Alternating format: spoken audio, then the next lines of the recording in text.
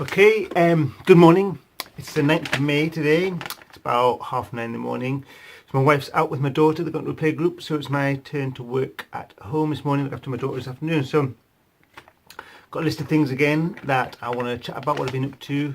I gave an update Thursday last week, so it's only been a few days, but quite a lot's happened because I've got so much going on that there always seems to be a lot of things to report on. Start off by saying I look like a bit of a scruff because I'm going to go for a run at lunch before I have a shower later on.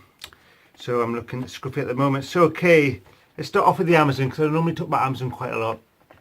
Sales have been up and down recently, and that's a mix of myself experimenting with advertising, turning it off, turning it on, changing what I'm advertising, what products, what I'm not advertising. Also, I've stopped my advertising across Europe, so I'm doing it in the UK but not in Germany, France, Spain, Italy, because I was running auto campaigns and I just want to analyse the results and then maybe do some exact match campaigns to be a bit more optimised, more efficient, but I need to do that still. So I've stopped those advertising in those European countries. I've created reports, I just need to export them and then analyse the data. It's a little bit more tricky because obviously it's not in English, it's going to be in Spanish, German, French and Italian, French and Italian. But that doesn't really matter, I just want to have a look at the keywords people are typing in, how many impressions I've had, how many clicks I've had, how much I've spent, how many orders have been made, and then I can sort of optimize these. So I don't really need to know what the words say, even though it does makes it easy and it's more natural to know what you're actually extracting the data of, but it doesn't matter that much as long as I know what's converting and what isn't converting and take the good stuff out. Alright, and another reason why my sales are down is because I'm still recovering from Amazon, which is really annoying when they made a couple of my products inactive because they updated their category specifications and I've got them back recently and I'm still sort of recovering from that because my sales dropped, my sales rank dropped, and it affects everything. That's not just in England, that's not the UK, it's also across all of Europe, which is annoying. Okay, so still Amazon, but a different business, my Amazon Japan business. We are progressing with the service we're going to offer people. So we've got an intern started, done a couple of days already, and it's gone well. We've got a big list, maybe about 12 companies we've got in our list, which isn't as many as I hoped, or maybe actually more, maybe 13 or 14 companies in a list that we're going to contact, which is as many as I hoped a bit more, but with at least 10 a day they'll get done, probably more in an 8-hour day, probably a couple an hour.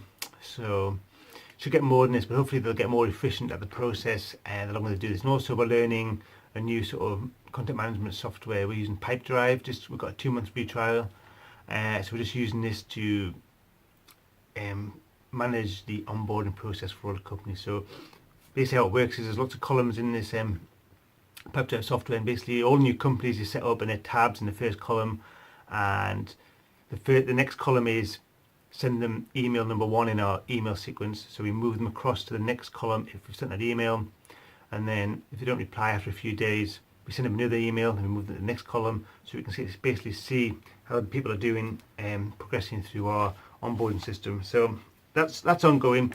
We've also just improved our own product Amazon Japan listing. It's only done yesterday and it's just gone live, so hopefully we'll see some more sales for the products we're currently selling out there.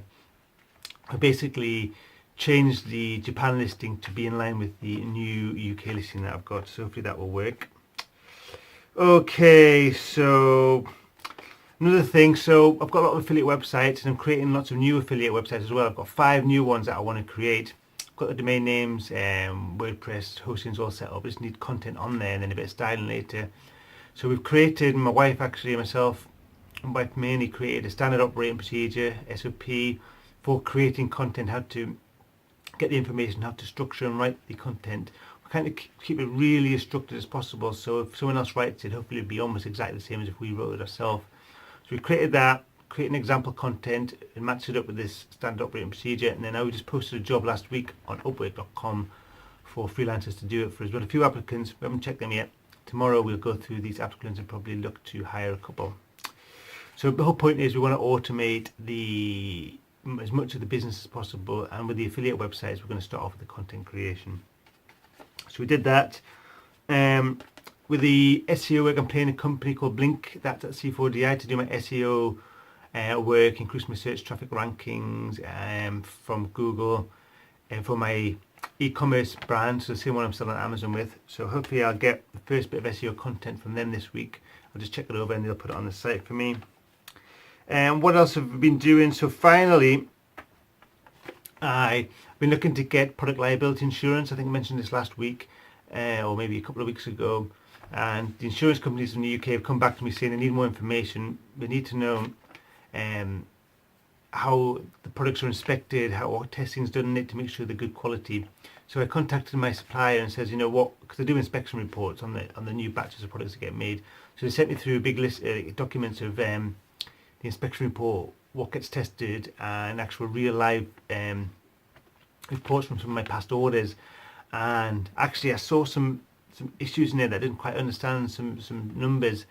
And I think it turns out that, well, depending on the order, so say I order 2,000 units, they analyse 125 random products from this order and they test it for different quality aspects. There's minor, major and critical inspection criteria, and they've got a number, so they say you're allowed 10 minors or whatever, or 5 minors, 2 majors and 0 criticals, and you know, all this kind of stuff.